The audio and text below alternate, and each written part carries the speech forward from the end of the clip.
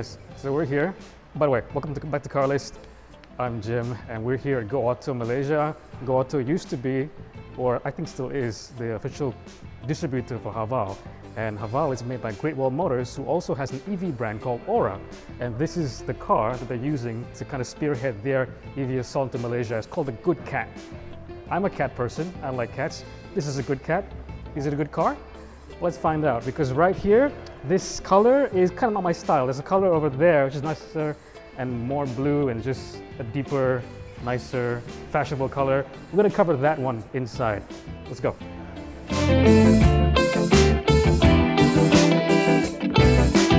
So this is that deep blue we're talking about. It's a very nice color.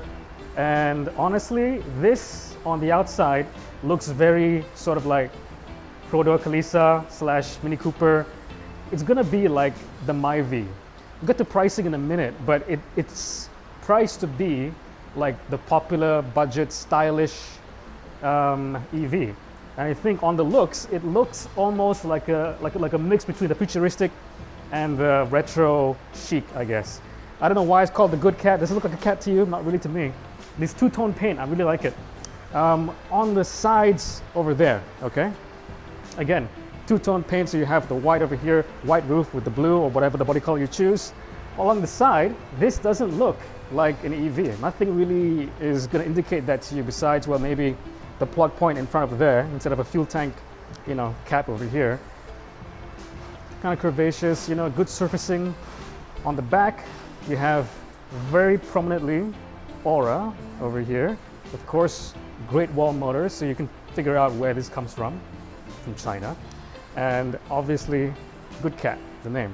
Although the badging over here, it kind of looks out of place because this follows the same font.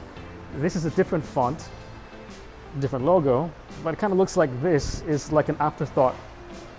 So yeah, that's the exterior. Thing is, if you notice over here, the brake lights and all the illumination for the rear isn't where you want it to be, what you expect it to be. It's actually up here, the brake lights, and the reversing lights are down here, along with the reflectors. So yeah, it's a fashionable, curvy car that's aiming to be the killer of the Hyundai Kona EV, which is right now the most budget-oriented, good EV you can buy. This will definitely give it a run for its money.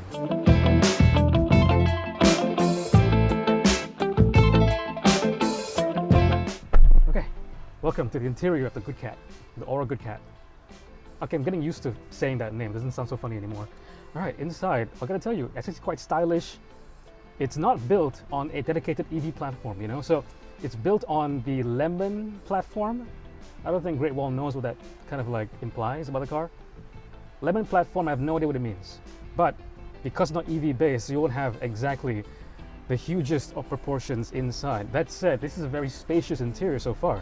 Everything is very open space. Open plan. I just start with the fact that there is no center stack and center tunnel over here. Obviously, all the gubbins for the electric motor and the batteries in the floor, everything's shoved up front, so plenty of space inside. And what greets you ahead of you is a huge instrument screen binnacle / you got one screen for you and one screen for infotainment, maps, navigation, all kind of stuff. You do get a sunroof, which is really, really big. In fact, I'm not even sure. I think it's a moon roof, which can't retract. Another big thing that you can kind of like brag over the owner of a Kona electric sunroof. It's also very stylish inside. The seats and the accent colors of the interior match the body color. That's really a big nod to like Mini. And you have that style factor going for this that you don't get with other cars. Right now, I can't really tell that I'm in a Chinese EV or Chinese car. This is actually the Chinese car that I haven't sat in for at least 2 years. First Chinese EV that I've ever sat in.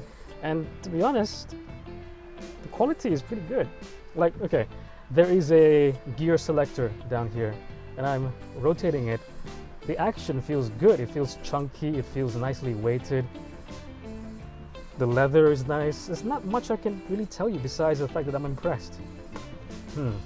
Switchgear itself, again, like Mini, look at this. It's sort of like piano key I don't know, like old-timey Switch kind of thing. Very mini, very stylish. Yeah, if this is going for the right price, this can be as ubiquitous, as common as the Myvi, and I won't be surprised if it's very, very popular just by being inside. Put to the back.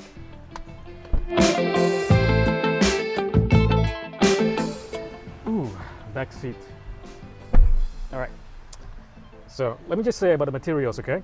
In here you get a lot of leather, or at least a leatherette. It feels nice. It feels like a nice quality leatherette because it's soft and it's got some good texture to it, okay? You also get this nice sort of like micro suede material that's accented with the leather.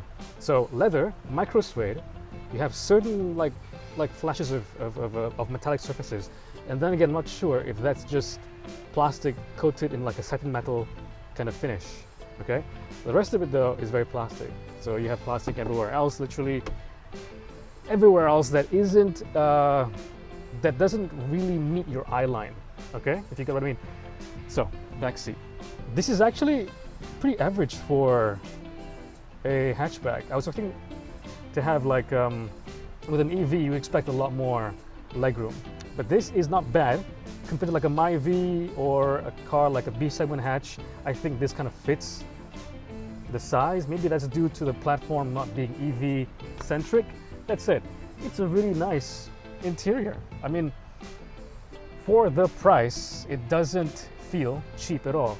So let's get into the price. Now, this car has not been launched yet, okay? Go Auto is launching it in June, supposedly. According to the manager over here, he says that there will be only one spec, contrary to what people have been saying.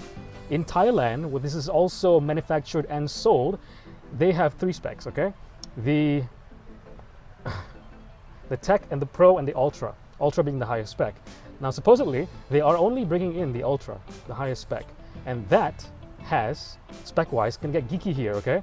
That has a 63.1 kilowatt hour battery.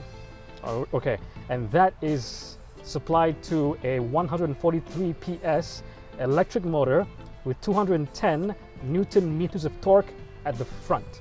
Okay, so with that combination, you would get 500-ish kilometers of range. That is not WLTP, that is using the older NEDC cycle. So expect, but NEDC is still a good benchmark, so expect real world to around 400 to 450 km of range in like city driving, mixed conditions, all that kind of good stuff. Yeah, all right. Charging, more geeky stuff. This supports AC charging, of course, with the Type 2 connector, and that is only quite slow. Unfortunately, only 6.6 kilowatt AC charging. With DC charging, much faster, up to 60 kilowatts. So AC charging, I'm not sure how many hours that'll take at 6.6 kilowatts, but if you hook it up to a sufficiently powerful DC charger, the Ultra can be charged, fast charged, in about, give or take, an hour. That's pretty good if you can find a DC charger, which right now isn't very common. But yeah, that's the Ora Good Cat. Pricing should be around, for the Ultra, assuming that, that my information is correct, they only bring in the Ultra to Malaysia upon launch. That'll cost around 150,000 ringgit. The rumors before this was that they're bringing all 3 specs from Thailand, starting with the Tech, and that could be, if they do bring in it later on, could be as little as 125,000 ringgit. But right now, maybe they want to test the waters and maybe make some good profit margin, so they want to sell the Ultra only. 63 kilowatt hour battery, 143 PS motor, and 500-ish km of range. That's pretty good. So far, very impressed. I want to know if the Good Cat impresses you, if it's a good cat or a good car as well. Take care.